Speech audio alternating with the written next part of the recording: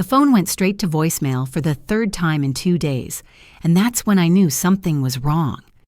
Michael always answered my calls, even when he was busy, even when his perfect wife Sarah rolled her eyes in the background. Always. If you're watching this, subscribe and let me know where you're watching from. The thing about being a mother is that you develop a sixth sense about your children. Call it intuition, call it maternal instinct, but when something's wrong, you feel it in your bones. And I'd been feeling it for weeks. My name is Barbara Wilson, and I'm 67 years old. 3 months ago, I thought my biggest worry was whether to plant roses or lavender in my front garden. It started with the phone calls that came less frequently. Then the missed Sunday dinners became a pattern. Michael had always been reliable about checking in, but after marrying Sarah Collins in that whirlwind April wedding, everything changed. "Mom, Sarah thinks we need to establish better boundaries," he'd explained during our last conversation 2 weeks ago. His voice sounded different, somehow hollow, like he was reading from a script. "We're trying to build our own family traditions, boundaries." That's what she called cutting me out of their lives bit by bit. I picked up my phone again and dialed Michael's work number. The receptionist's cheerful voice made my heart skip. "Wilson Construction. This is Jenny. Hi, this is Barbara Wilson, Michael's mother. Is he available?" Pause. "Oh, Mrs. Wilson. I'm sorry, but Michael hasn't been in for over a week. We thought he was taking vacation time." The room started spinning. Michael never took unplanned vacation. He was methodical, organized, just like his father had been. Did he call in? Leave any message? "No, ma'am. Actually, we've been trying to reach him, too. We have that Henderson project deadline coming up." I thanked Jenny and hung up, my hands trembling. A week? Michael had been missing from work for a week, and I was just finding out now. What kind of mother doesn't know when her child disappears? The answer was simple. The kind whose son married a woman who made isolation her specialty. Sarah Collins had seemed perfect when Michael first brought her home in January. Beautiful, articulate, charming. She asked all the right questions about my garden, complimented my cooking, and gazed at Michael like he hung the moon. "Too perfect," my neighbor Dorothy had whispered after meeting her at Michael's birthday party. "That girl's performing, not living." But Michael was so happy, so completely smitten, that I'd pushed my doubts aside. When they announced their engagement after just 2 months of dating, I'd bitten my tongue. When Sarah insisted on a small, intimate wedding with just immediate family, I'd smiled and agreed. The wedding photo showed a radiant bride and a grinning groom, but I remembered how Sarah's eyes had scanned the room during the ceremony, calculating, measuring like she was already planning the next move. Now, sitting in my empty house with unanswered calls and growing dread, I realized Dorothy had been right. Sarah had been performing. The question was, what was the final act? The call came at 6:47 a.m. on a Tuesday, jolting me from the first decent sleep I'd had in days. Sarah's name lit up my phone screen and my heart hammered against my ribs. "Barbara, it's Sarah." Her voice was flat, emotionless. No tears, no breaking, just cold efficiency. "Sarah, thank God. I've been trying to reach you both for days. Where's Michael?" Silence stretched between us like a chasm. When she finally spoke, her words hit me like physical blows. "Michael's dead, Barbara. Car accident on Highway 50, 3 days ago." The phone slipped from my hand and clattered onto the kitchen floor. Dead. My dead. I scrambled to pick up the phone, my vision blurring. "Sarah, I'm so sorry. Oh, God, when is the funeral? I need to book a flight to Nevada immediately. I need to..." The funeral was yesterday. Her voice cut through my panic like ice. Close family only. It was what Michael wanted. Yesterday. The funeral was yesterday, and she was just telling me now. My son was buried and I wasn't there. What do you mean, close family? I'm his mother. "Barbara, I understand you're upset, but you need to respect our privacy during this difficult time. Michael and I discussed this situation before the accident. He wanted things kept small. Discuss this situation. She was talking about my son's death like it was a business arrangement, and Michael would never, ever have wanted me excluded from his funeral. Never. Sarah, please. I need to understand what happened. How did he die? Was he alone? Was he? I have to go. Barbara, I have arrangements to make. I'll call you when I'm ready to talk." The line went dead. I sat on my kitchen floor, still holding the phone, trying to process what had just happened. My son was dead and buried, and his wife had excluded me from saying goodbye. The woman who'd smiled so sweetly at our Sunday dinners had just delivered the worst news of my life with all the warmth of a telemarketer. Something was wrong. Everything about this was wrong. I thought back to the last time I'd spoken to Michael 2 weeks ago. He'd sounded strange, distant, but not like someone planning his own funeral arrangements. And the Michael I'd raised would never have agreed to exclude me from anything, let alone his final goodbye. Over the next few days, I called Sarah repeatedly. Every call went straight to voicemail. I tried reaching out to Michael's friends, but none of them had heard about the accident. His co-workers were equally shocked when I broke the news. "Mrs. Wilson, are you sure?" asked Tom Henderson, Michael's business partner. "We have 3 active projects. Michael wouldn't just disappear without telling me." That's when I started making the calls that would change everything. I called the Nevada State Police, Clark County Sheriff's Department, and finally the coroner's office in Las Vegas. "Ma'am, I need a case number or approximate date of death to search our records," the clerk explained patiently. "June 3rd, 2024, Highway 50. Michael Wilson, 29 years old." I waited while she searched, my heart pounding. Please let there be a mistake. Please let Michael be alive somewhere, angry at me for checking up on him. "Ma'am, I'm not finding any traffic fatalities by that name on that date. Are you sure about the spelling?" The room went cold. No accident, no death certificate, no body. Either Sarah. Collins was lying about how my son died, or she was lying about him being dead at all. I booked a flight to Las Vegas that same afternoon. If Sarah thought she could keep me in the dark about my son's death, she was about to learn exactly what Barbara Wilson was capable of when someone threatened her family. The plane ride gave me 3 hours to think, and by the time we landed, I had a plan. First, I'd find Michael and Sarah's address. Then I'd get answers whether Sarah wanted to provide them or not. The rental car clerk was a chatty young man named Kevin, who seemed genuinely sympathetic when I explained I was visiting for a family emergency. "Sorry for your loss, ma'am. Vegas can be overwhelming when you're dealing with grief. You need any recommendations for florists? Good places to grab comfort food?" I thanked him and drove to the address I'd found online. My hands gripping the steering wheel so tightly, my knuckles went white. Michael and Sarah lived in an upscale neighborhood called Summerlin, all Mediterranean-style houses with perfect lawns and 3-car garages. Their house sat at the end of a cul-de-sac, Sarah's white BMW gleaming in the driveway. At least someone was home.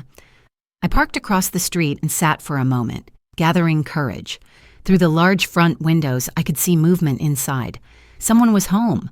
Someone was alive, and I was about to find out who. The doorbell chimed pleasantly when I pressed it. Footsteps approached, and then Sarah opened the door wearing a black sundress and dark sunglasses. No tears, no red eyes, no signs of grief. She looked like she was dressed for a lunch date, not mourning her husband, Barbara. Her voice held no surprise, no welcome. "What are you doing here?" "I came to see where my son lived, where he died, since you didn't think I deserved to attend his funeral." Sarah glanced over my shoulder, checking to see if anyone was watching. "You can't just show up here uninvited. I'm still processing my grief." "Your grief? You sound about as grieved as someone discussing the weather. Where is Michael buried?" A flicker of something crossed her face before the mask slipped back into place. "Mountain View Cemetery. Now, if you'll excuse me, I'd like to see his room, his belongings. I'd like to understand what happened to my son. That's not possible. I've already donated most of his things. It's too painful to keep reminders around." Donated his things. Michael had been dead for less than a week, and she'd already erased every trace of him. What widow donates her husband's belongings before the funeral flowers have wilted? "Sarah, I need you to tell me exactly what happened. How did Michael die? What was he doing on Highway 50? Why wasn't I notified immediately?" She stepped back slightly, and I caught a glimpse of the living room behind her. The space was immaculate, not a single item out of place. No flowers from the funeral, no sympathy cards, no signs that anyone had died here recently. "Barbara, I understand you're struggling with acceptance, but Michael is gone. Continuing to question everything isn't going to bring him back. Show me the death certificate. The words hung between us like a challenge. Sarah's composure wavered for just a moment, but it was enough. I don't have to show you anything. You're not next of kin. Not next of kin. I'd been Michael's emergency contact for 29 years. His insurance beneficiary, his medical proxy, everything. Unless someone had changed all of that very recently. When did Michael change his emergency? Contacts. Sarah? Her jaw tightened. After we got married. It's what married couples do. In 4 months. He changed everything in 4 months. But I already knew the answer. She'd isolated him so completely that even in death I'd been erased from his life. Mountain View Cemetery sprawled across rolling hills dotted with palm trees and elaborate monuments. I drove through the gates with the groundskeeper directions clutched in my hand, looking for Section G, Plot 247. Fresh burial, ma'am, the elderly groundskeeper had said when I'd asked about Michael Wilson. Just last week, real nice spot under the olive trees. But when I found Section G, Plot 247 was empty. Just grass and a small temporary marker that looked like it had been placed there yesterday. No headstone, no flowers, no signs that a funeral had taken place. I knelt beside the marker, reading Michael's name and dates in cheap plastic lettering. June 3rd, 2024. The date Sarah had given me, but something felt wrong. The grass wasn't disturbed. There was no indication that earth had been dug up and replaced recently. "Excuse me," I called to a groundskeeper trimming nearby hedges. "This grave, when was the burial?" He walked over, studying the marker. "That's odd. I don't remember any burial in this section last week. Let me check with the office." 20 minutes later, I sat in the cemetery office across from a frustrated director named Mrs. Patterson. "Mrs. Wilson, I'm very sorry for the confusion. We have a payment for Plot 247 in your son's name, but no burial has taken place. The plot was purchased last Tuesday, the same day you're saying the funeral occurred. Purchased the day of the supposed funeral." My head was spinning. Is it possible the body was buried somewhere else? Mrs. Patterson consulted her computer again. "I've checked all our records. No, Michael Wilson has been interred at Mountain View Cemetery. The plot was purchased as a pre-need arrangement. Pre-need, planning for a death that hadn't happened yet." I drove back to Sarah's house with my mind racing. No death certificate, no accident report, no actual burial. Either Michael was still alive somewhere, or Sarah had killed him and disposed of his body somewhere else. This time, I didn't bother with the front door. I walked around to the backyard, peering through windows, looking for any sign of my son. The house appeared staged, like a model home. No personal items, no photographs, no evidence that a young couple had been building a life together. But in the master bedroom window, I saw something that made my blood run cold. A suitcase packed and sitting by the door. Sarah wasn't grieving. She was getting ready to leave. I was pulling out my phone to call the police when a neighbor appeared at the fence. "Excuse me, are you looking for someone?" The woman was maybe 60 with kind eyes and curious expression. I decided to take a chance. "I'm Barbara Wilson, Michael's mother. I'm trying to understand what happened to my son, her." Face immediately changed. "Oh, honey, you mean the young man who lived here? I'm so sorry. Such a tragedy. You saw the accident?" She looked confused. "Accident? No, dear. I saw the ambulance last Wednesday morning around 10 a.m. They brought him out on a stretcher, but he was covered up." Sarah was crying. Said he'd had some kind of medical emergency. Wednesday morning, 3 days before Sarah claimed he'd died in a car accident on Highway 50. "Did you see what kind of medical emergency?" "No, but it was strange. Usually, when someone has a heart attack or stroke, you see the paramedics working on them, trying to revive them. This was different. They just loaded him up and left." I thanked her and walked back to my car, my hands shaking. Michael hadn't died in a car accident. He'd died at home, and Sarah had waited 3 days to report it. 3 days to get her story straight, to purchase a cemetery plot to plan her next move. Whatever had happened to my son, Sarah knew exactly how he died, and she was planning to disappear before anyone else started asking questions. I spent that night in a hotel room making phone calls and taking notes. If Sarah thought she could murder my son and walk away, she was about to discover that his mother had no intention of letting that happen. First, I called every hospital in Las Vegas, asking about any patients named Michael Wilson admitted or treated in the past 2 weeks. Nothing. No emergency room visits, no medical records, no record that he'd ever existed. Then I called the police department's non-emergency line and explained my concerns to a detective named Rodriguez. "Ma'am, I understand your frustration, but without a body or evidence of foul play, there's not much we can do. Maybe your son and his wife are having marital problems. Sometimes people disappear when they need space. Detective, there's no death certificate, no accident report, and the cemetery has no record of a burial. Either my son is alive and being held against his will, or someone killed him and is covering it up." I could hear the skepticism in his voice. "Have you considered that maybe your daughter-in-law is protecting your son's privacy? Sometimes families prefer to handle things quietly." After hanging up in frustration, I decided to take matters into my own hands. If the police wouldn't listen, I'd have to build a case myself. I drove back to Sarah's neighborhood and parked where I could watch the house. My plan was simple. Follow her when she left, see where she went, document everything. If she was planning to disappear, I wanted to know when and where. Around noon, Sarah emerged from the house carrying the suitcase I'd seen in the bedroom window. She loaded it into her BMW and drove away, checking her mirrors constantly like someone who knew she was being watched. I followed at a distance, my heart pounding with nerves and adrenaline.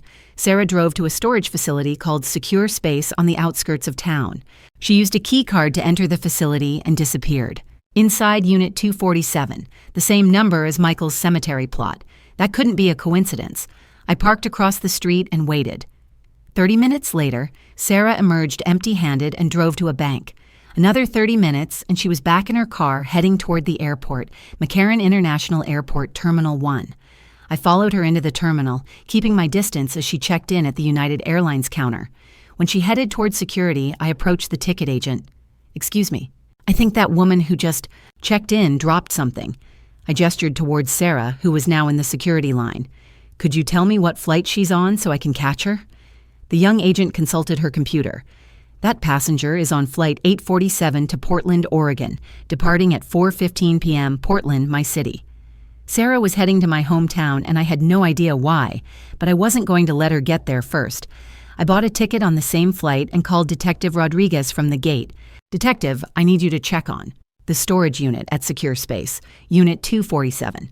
I believe there's evidence related to my son's disappearance. Ma'am, I can't just search a storage unit based on your suspicions. Then get a warrant. I'm telling you, Sarah Collins killed my son and she's about to disappear. If you don't stop her now, you'll never find her." As I boarded the plane behind Sarah, keeping my head down and hoping she wouldn't recognize me, I realized that my quiet life as a retired librarian was over.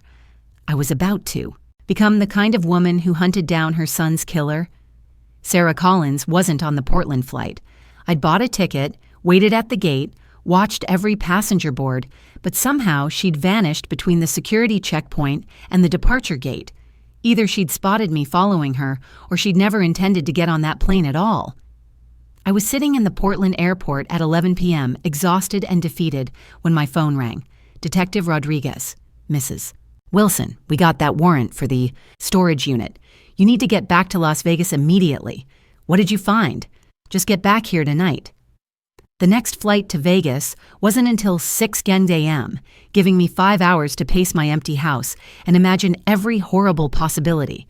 By the time I landed in Nevada, I'd convinced myself that they'd found Michael's body in that storage unit.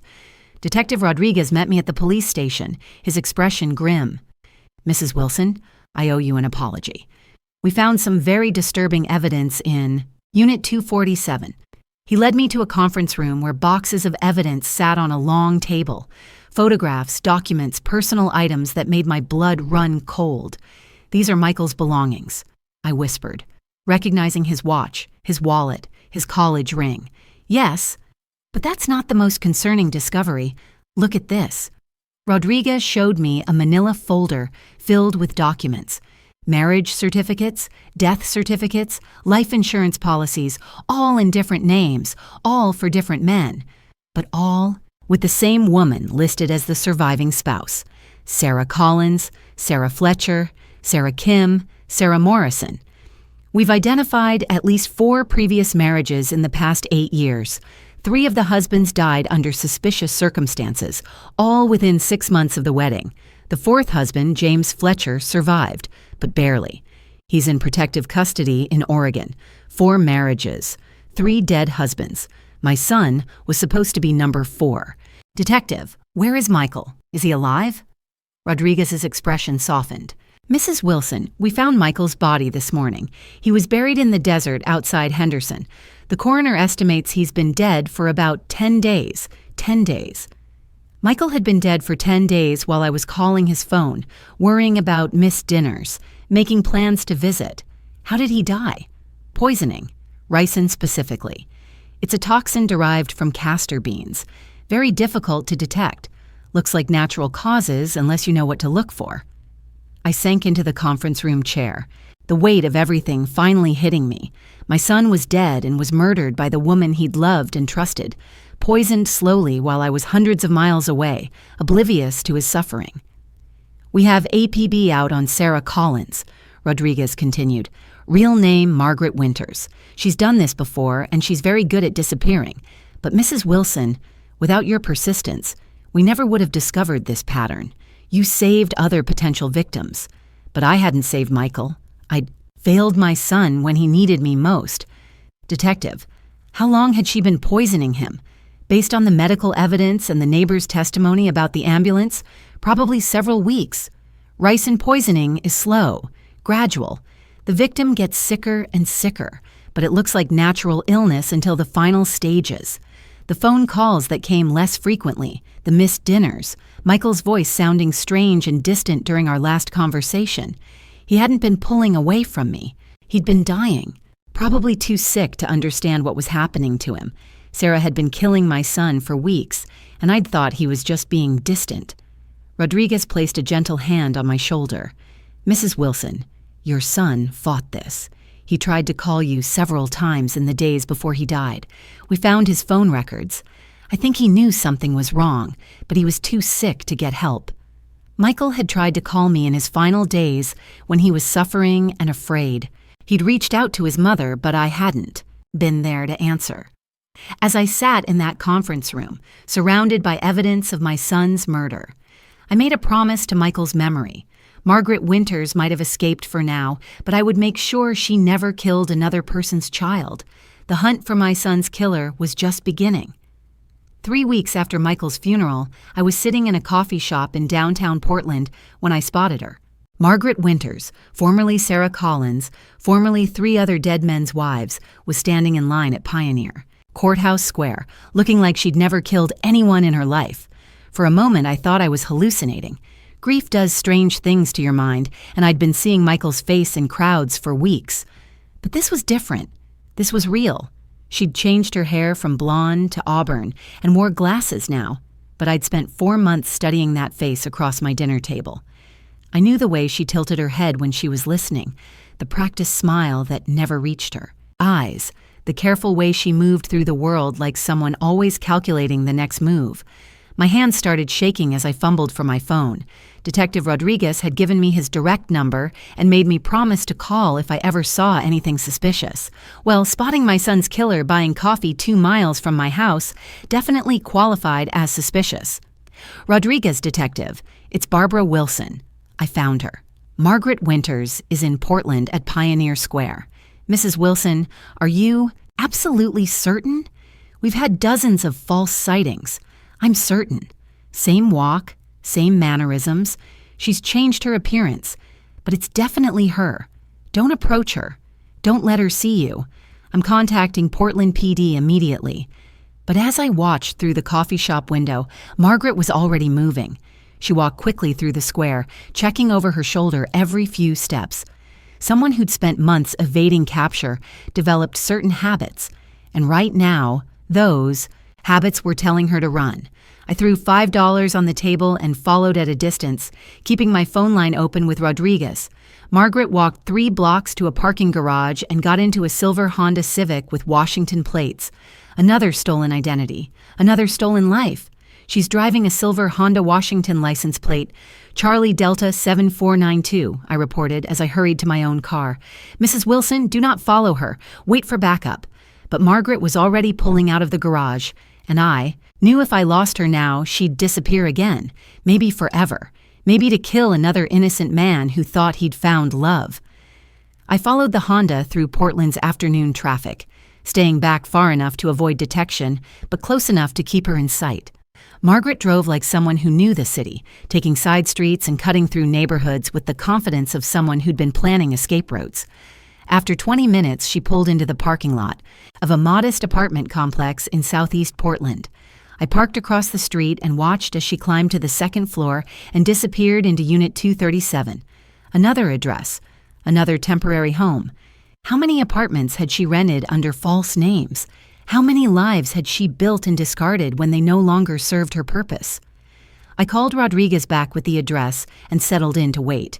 Margaret might think she was safe, but she'd made one crucial mistake. She'd come to my city where I knew every street, every shortcut, every place someone might hide. After an hour, 3 Portland police cars arrived quietly. No sirens or flashing lights. I watched from my car as they surrounded the building and positioned officers at all exits. Detective Thompson from Portland PD approached my car. Mrs. Wilson, I'm coordinating with Detective Rodriguez in Las Vegas. We're going to need you to make a positive identification when we bring her out. She's not going to come quietly, I said. Margaret Winters has killed at least 3 men and tried to kill a 4th. She'll have an escape plan. Thompson nodded. We're prepared for that possibility. Has she seen you today? I don't think so, but she's paranoid, constantly watching for threats. It's how she stayed ahead of law enforcement for 8 years. 8 years? We thought this pattern started 5 years ago. Check deeper. I've been researching her background. There are probably victims you haven't found yet. As we spoke, I saw movement in Margaret's second-floor window. She was packing again, throwing items into a suitcase with the efficiency of someone who'd done this many times before. Detective, she's getting ready to run. Now Thompson radioed his team, and within minutes, officers were moving toward the building, but Margaret was already ahead of them. A fire escape ladder dropped down the back of the building, and I caught a glimpse of auburn hair as she climbed down with a single bag. Back. Exit! I shouted, pointing toward the alley. But Margaret had planned well. A motorcycle was waiting in the alley, keys in the ignition. She threw her leg over the bike and kicked it to life, just as the first officer rounded the corner. The motorcycle roared away, weaving between parked cars and disappearing into traffic. Margaret Winters had escaped again, but this time I'd seen her method. She was methodical, prepared, always one step ahead because she planned for every contingency, but she'd also revealed something important. She was still in Portland, which meant she wasn't finished here yet. There was something keeping her in the city, something worth the risk of staying so close to Michael's family. That something, I realized with growing dread, might be me. The answer came at 3 a.m. when my house alarm started screaming. I'd been lying awake since the failed arrest, my mind racing with questions about why Margaret would risk staying in Portland. Now, as I reached for the phone to call 911, I understood she wasn't running anymore. She was hunting. The alarm system showed a breach in the kitchen door, but by the time the police arrived, Margaret was gone. She'd left something behind, though, sitting on my kitchen table like a calling card. Michael's college ring. The same ring I'd seen in the evidence boxes at the Las Vegas police station. The ring that had been buried with my son just 3 weeks ago. She dug up his grave, I whispered to Officer Martinez, as he photographed the scene. She went back to Nevada and dug up my son's grave. The implications hit me like a physical blow. Margaret hadn't just killed Michael. She desecrated his final resting place to send me a message. This wasn't random violence or crime of opportunity. This was personal. Martinez looked grim as he bagged the ring as evidence. Mrs. Wilson, you can't stay here tonight. Do you have somewhere safe you can go? I almost laughed. Safe? My son's killer had just broken into my house to leave me a trophy from his corpse. Nowhere was safe anymore. But I had an idea. My neighbor, Dorothy, had been Michael's honorary grandmother since he was 5 years old. Her house shared a backyard fence with mine, and more importantly, Dorothy was a retired Army nurse who kept a shotgun by her front door and wasn't afraid to use it. Dorothy, it's Barbara. I need to ask you an enormous favor.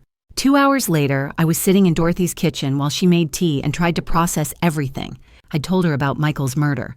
"That woman has some nerve," Dorothy said, her voice sharp with anger.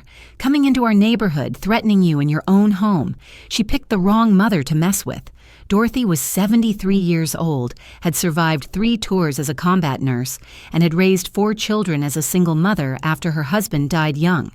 If anyone could help me face Margaret Winters, it was Dorothy Hanson. "What do you need from me?" she asked. "I need you to help me catch her. The police are good, but they're thinking like law enforcement. Margaret isn't a typical criminal. She's a predator who's been perfecting her methods for years. We need to think like she thinks." Dorothy poured our tea and sat across from me. "Tell me about her pattern. How does she choose her victims?" I pulled out the folder of research I'd compiled over the past 3 weeks. Older men, financially stable, recently divorced or widowed, men who are vulnerable to the attention of a beautiful younger woman. She studies them first, learns their routines, their weaknesses, and then she becomes exactly what they need. The grieving widower hour gets a sympathetic companion. The divorced businessman gets an admiring girlfriend who thinks he's brilliant. She mirrors their desires until they're completely dependent on her. Dorothy studied the photographs of Margaret's previous victims. These men all look similar. Same age range, same social class. She has a type. That's what I've been thinking about. Margaret came to Portland for a reason. She's not just hiding here. She's hunting. There's another victim somewhere in this city, someone who fits her pattern. We spent the next hour going through local obituaries, divorce records, and social media profiles. Portland was a big city, but Margaret's victim profile was specific enough to narrow the search. What about him? Dorothy pointed to a newspaper article about a local business owner named Robert Chen, 58, whose wife had died of cancer 6 months ago. The article mentioned his successful import business and his struggle with grief. "Look at this," I said, finding Robert's social media profile. He's been posting about loneliness, about how hard it is to start over, and he's been getting sympathetic comments from someone named Rebecca Fletcher.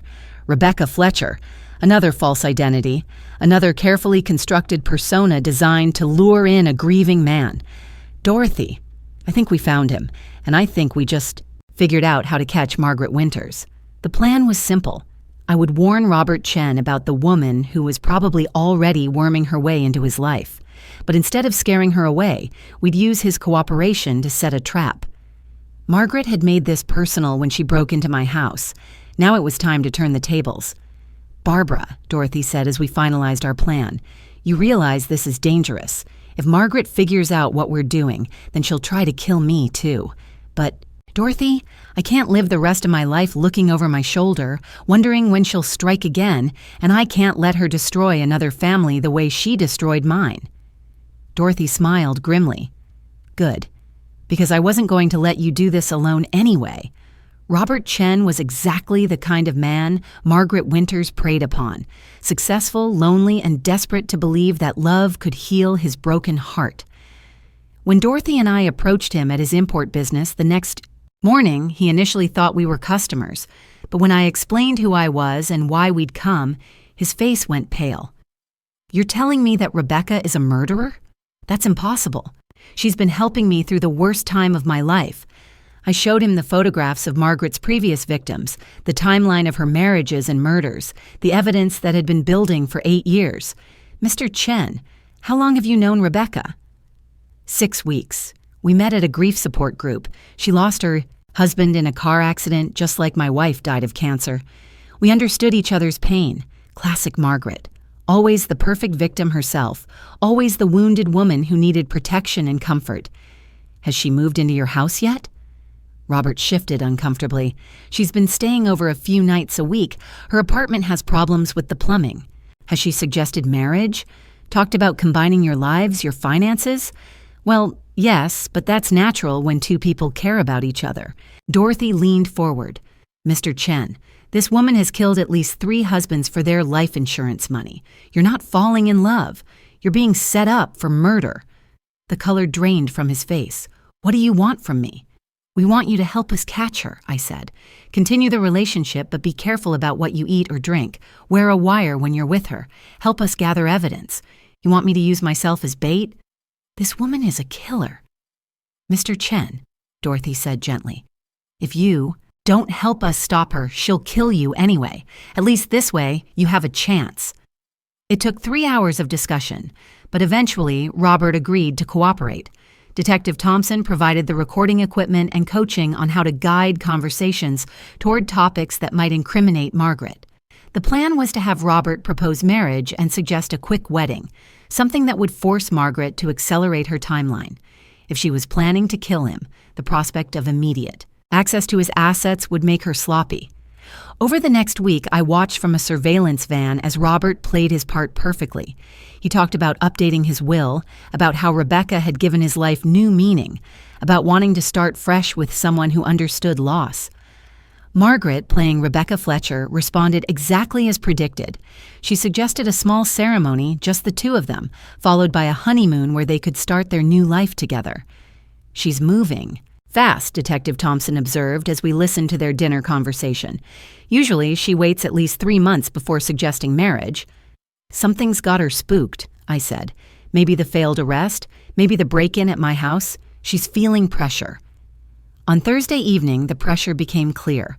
Robert had left his microphone on when he went to the bathroom, and we heard Margaret making a phone call.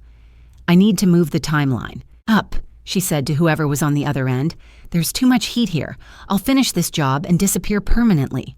"Finish this job. She was planning to kill Robert Chen immediately. We need to arrest her now," Thompson said, reaching for his radio. "Wait," I said. "She's too smart to have evidence lying around.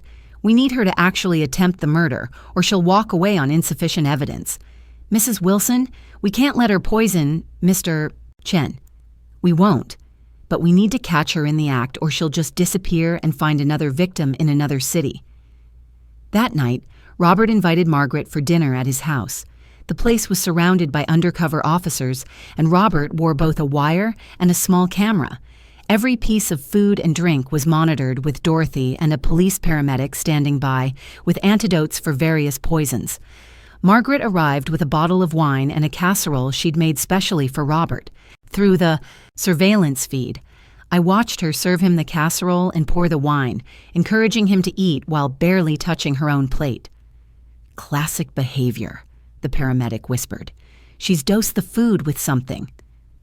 We waited until Margaret excused herself to the bathroom, then moved in.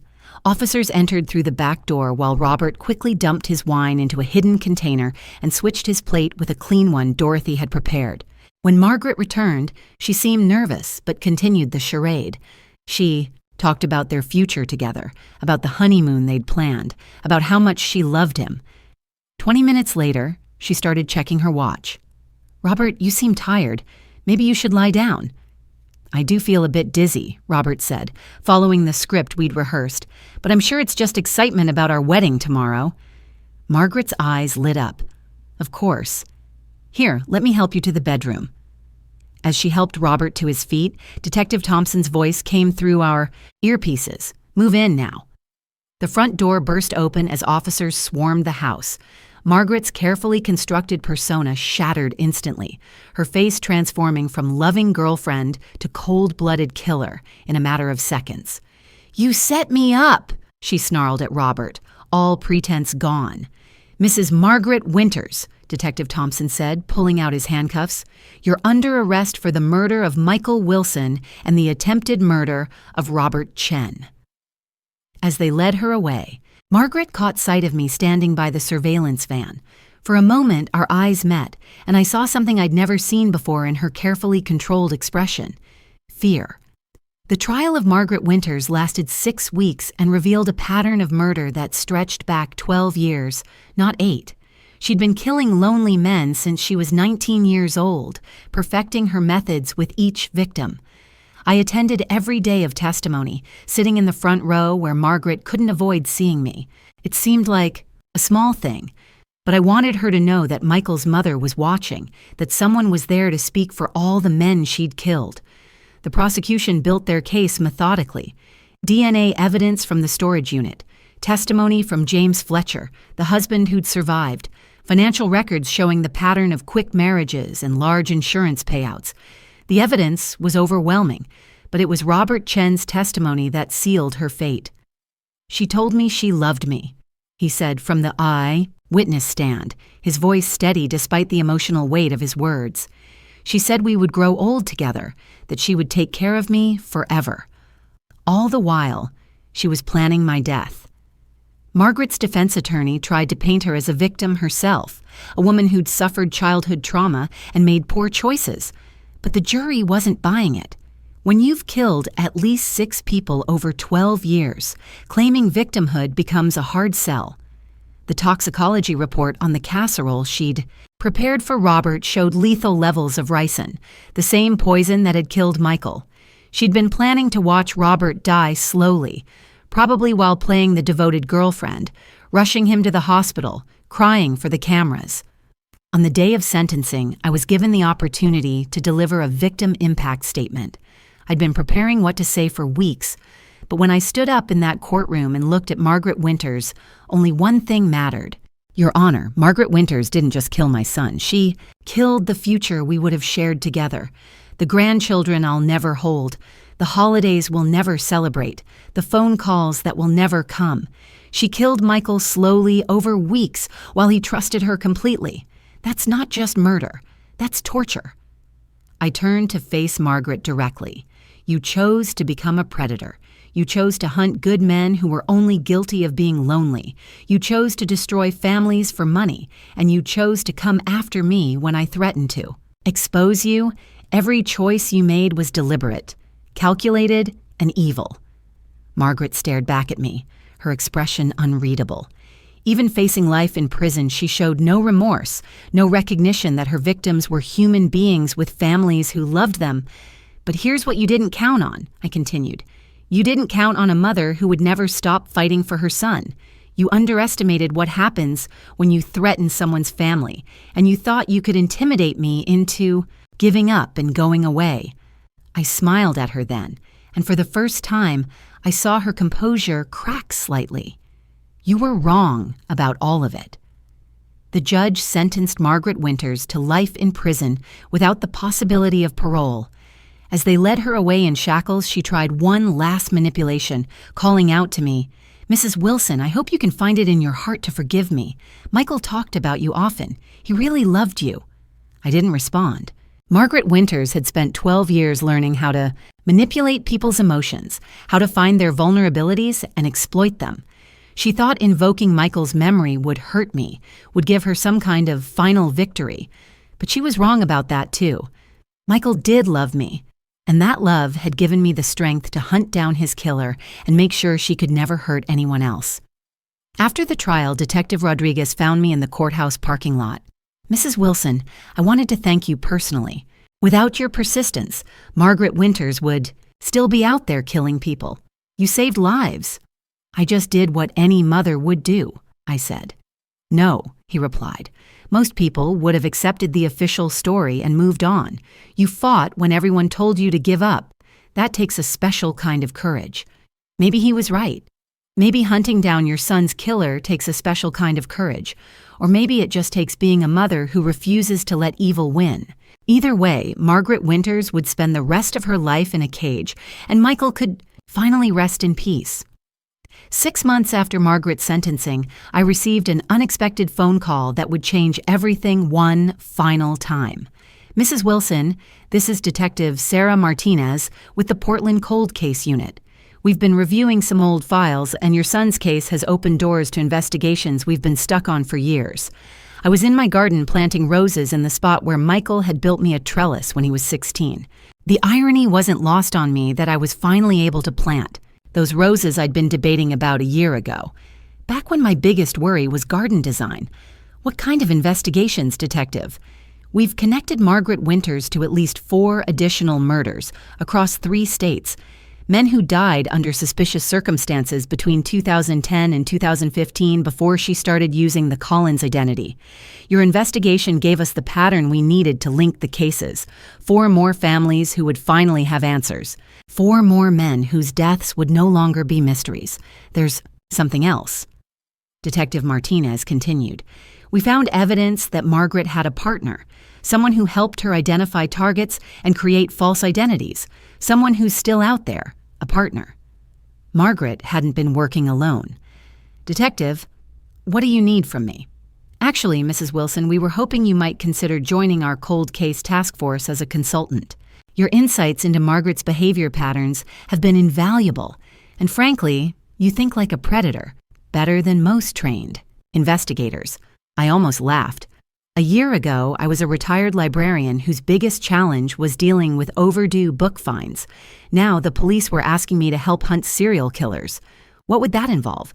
Reviewing cold cases, looking for patterns that might indicate Margaret-style murders, helping us understand how these predators choose and groom their victims.